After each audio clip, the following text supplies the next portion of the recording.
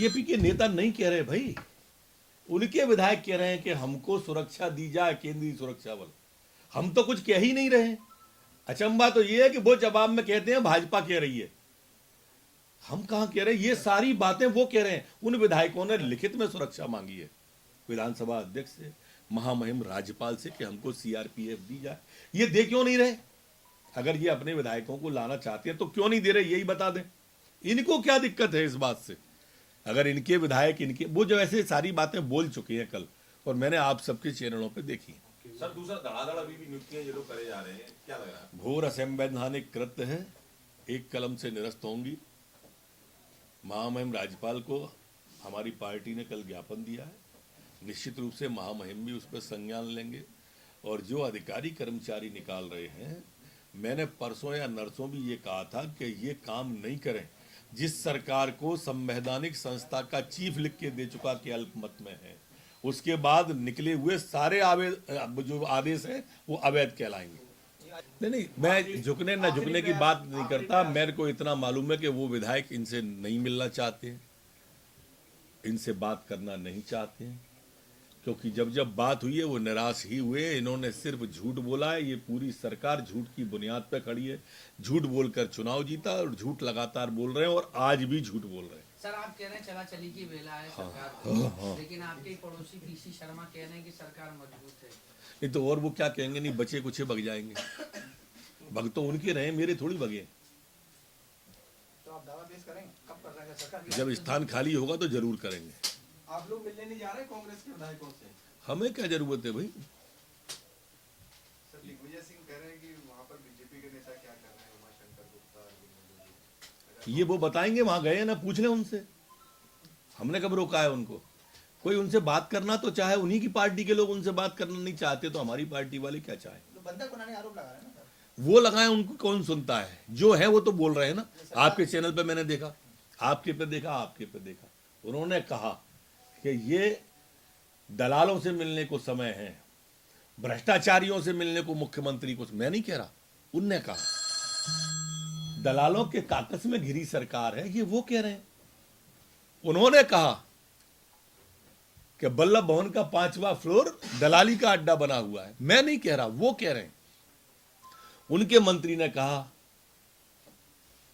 One मंत्री ने कहा कि सबसे बड़े ब्लैकमेलर दिग्विजय सिंह है। मैंने नहीं कहा, उनने कहा। उसने कहा माइनिंग माफिया, शराब माफिया सबसे बड़े यही है। मैंने नहीं कहा, उनने कहा। उनके समर्थन देने वाले विधायकों ने कहा बिना लिफाफे के काम नहीं होता। अब आगे क्या होगा ये तो खुदा जाने। माचिस को भेजा है आग बुझाने। मिस्टर बंटाधार एक पॉलिटिकल पाखंड और करने के लिए गए। ऐसा नहीं पहला है, इसी 15 दिन के अंदर, हफ्ते के अंदर ये दूसरा है। वो गुड़गांव भी गए थे और गुड़गांव में उनने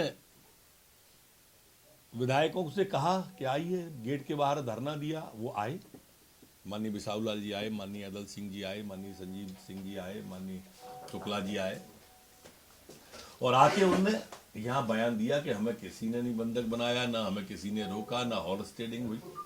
और वो फिर चले गए, चारों के चारों चले भी गए इनके पास।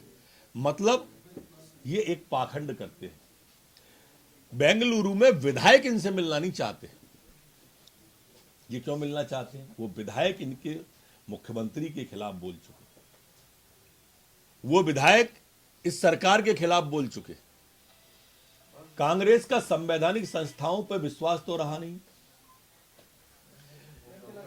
महामहिम राज्यपाल 2 बार कह चुके, लेकिन दोनों बार इन्होंने कुर्सी की लोलुपता, सत्ता की लोलुपता ने इनको लगभग दिशा विहीन कर दिया है। मिस्टर बंटाधार खत्म करके ही कांग्रेस को मानेंगे। पहले हटे थे तो 15 साल हम रहे, और अब ये गए तो 20 साल तो इनको विचार ही नहीं करना चाहिए। पीढ़ी बदल जाएगी। ये स्थिति मध्य प्रदेश की है। संवैधानिक संस्थाओं का अनादर करना, विधानसभा का भी उपयोग उसके लिए करने की कोशिश करना, जो चिंतनीय भी है और निंदनीय भी है। सरकार अपना बहुमत खो चुकी है, अब इसके पास कोई चारा बचा नहीं। सर कांग्रेस के लोग भाई हम क्या कर रहे हैं इसकी चिंता छोड़ के अगर अपने घर की इतनी चिंता कर ली होती तो आज मंत्रियों को ये नहीं कहना पड़ता कि हमसे चलो चलो कहते हैं। हम मिलने को 15 मिनट को तरस गए पिछले 15 महीने में मुख्यमंत्री से, चलो चलो चलो चलो कहते हैं। अब उनने कह दी सरकार को कि चलो चलो चलो सरकार चले, अब क्या है, अब चला चली की बेला है। सर परसों कमलनाथ का स्टेटमेंट आया था कि हमें अविश्वास प्रस्ताव नहीं दिया गया है, अगर वो देखें तो करें क्या आपने अविश्वास प्रस्ताव दिया? हमने कोई अविश्वास प्रस्ताव नहीं दिया है और ना ही हम देने वाले हैं। विश्वास मत की बात है, अभी अविश्वास की कहां से आ गई? उनके दल के लोगों ने उनमें अविश्वास प्रकट किया है, उनके लोगों ने उनसे समर्थन वापस लिया है, इस्तीफा दिया है, 8 इस्तीफे मंजूर भी हो गए। उनको विश्वास का मत बताना चाहिए, हम कहां से विश्वास बताएंगे?